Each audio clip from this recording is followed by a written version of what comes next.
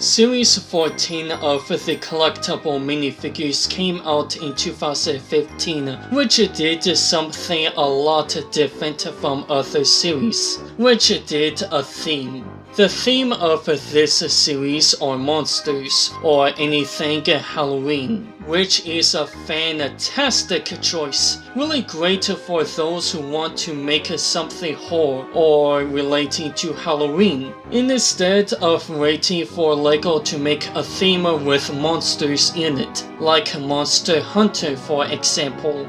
In fact, it would be interesting if this series would come back for a limited time in October. Anyways, to get the ones with costumes out of the way, you know, the ones that try to be scary but actually aren't, which they are Plant Monster, Tiger Woman, and Skeleton. Spooky, scary skeletons and shivers down your spine.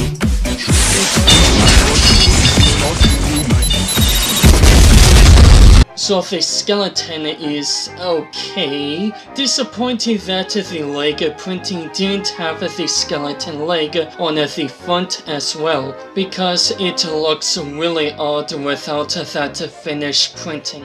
The mask is pretty nice. I like that the printing goes all the way around the head, and I love this pumpkin basket. Would be great for Halloween stop motion videos. Tiger Woman, that is basically something for the furries, even though there are better choices than this, like a killer clown. That isn't the Joker.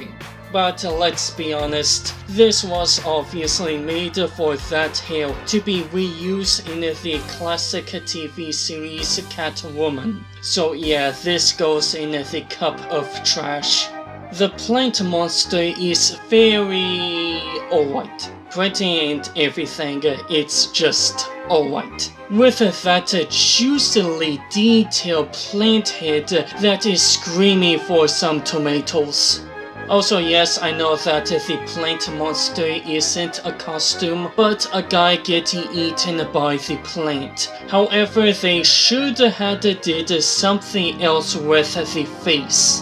Now for the zombies, pirate, cheerleader, and businessman. The damages of a uniform on these minifigures are great looking.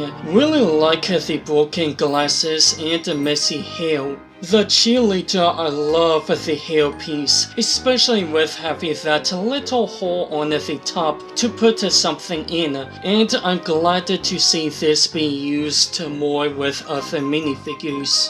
The pirate design is pretty much based on the pirate captain from Series 6. Kind of wish it was a zombie version of that minifigure instead of looking like a different character. Also, the Zombie Times newspaper the business zombie have referenced Toxicita symbol. The ghostly spirits are Banshee and Specter, who reuse the ghost leg from the Ninjago's ghost. Banshee is the first in the series to have a transparent hair. Very interesting choice, I love it. The Spectre is also the first of the series to have a glow-in-the-dark head, which I guess this is meant to be a makeup for the torso having no printing. Though the cloth is very nice and the face is goofy. Banshee face is nice, but the torso printing isn't that good. Be better with a different design, like wearing a corset or something.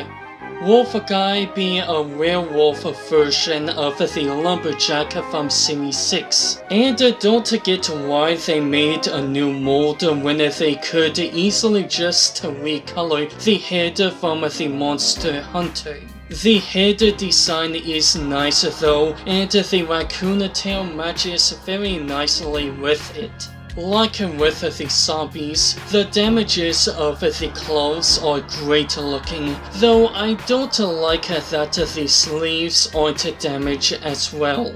Monster Scientist, though, having that very simple torso design, I love it with the crazy looking head. The Gargoyle having the derpy pupil and messy bald hair give this a lovely looking design. And without this headwear piece can still be used for other minifigures. Looks very nervous rather than crazy, which is good. The minifigure have dual molded arms and legs, which helps a lot with making this scientist, instead of them being fully white. I do also love the added detail with having these stains on him. He also comes with a flask with a magenta fluid and a fly printing, which is nice to have more color of these. Wacky Witch is an amazing improvement from the witch in the series 2, having a much better witch hat that has hair, which the gray is a nice choice. She even have updated version of the stockings that Spooky Girl has, but dual molded and side printed. Over the legs or recolor of Leia's jagged skirt, which is a really good choice, fits very well. The lime green skin is a good choice as well, with a nicely ugly face. The torso printing, front and back are great. The patches helps a lot with adding color to it. The witch comes with a black cat with yellow eyes, which is nice. Hope to see more color of cats for the crazy cat lady. Fly monster that reference the fly as shown with the claw hand, which is the second time this been used, but in a nice dark red.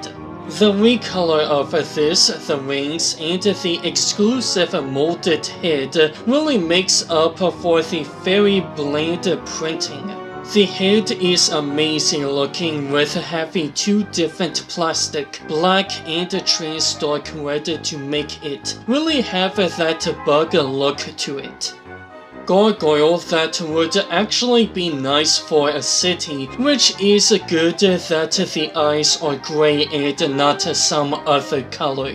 The cracks and dots around the figure are nice to make the figure have that stoner look, rather than feeling like you're just getting new wings and headwear, which these pieces are very nice and would be very useful for some fantasy minifigure. Now something very goofy, the Monster Walker. Likely made it like this because the Frankenstein's monster already came out in Series 4, so they made a different version and picked Walker. Well, the guitar is nice with having that bat printing on it. The minifigure is well designed. I like the back printing having the rock replaced with shock, along with the lock necklace. The sand blue and black clothes go very well with the olive skin. The head is good, being the fourth minifigure to use this big forehead piece. Though this is a nitpick, but I wish the hair was in a different color so it would stand out even more from the other Frankenstein's monsters. Squarefoot or Bigfoot, while the recolor of the Yeti head is very nice looking, it's pretty much a downgrade version of the Yeti, with no printing on the torso and very little on the legs. It's pretty much the worst of this series.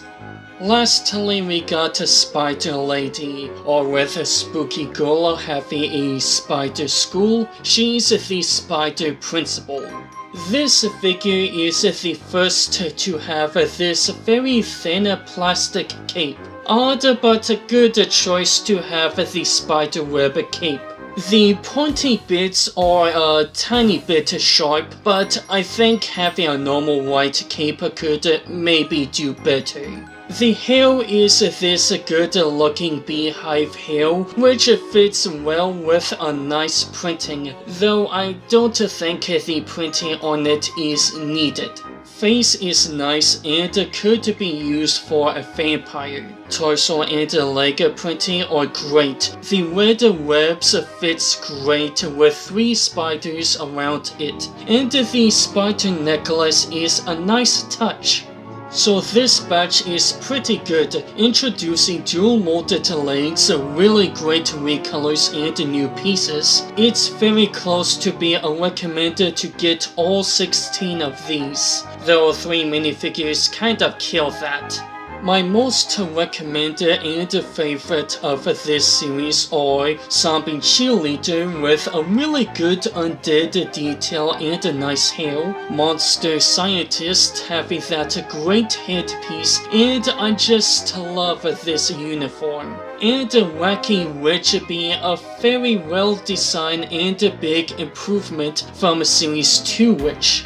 This pack gets a cup of Halloween.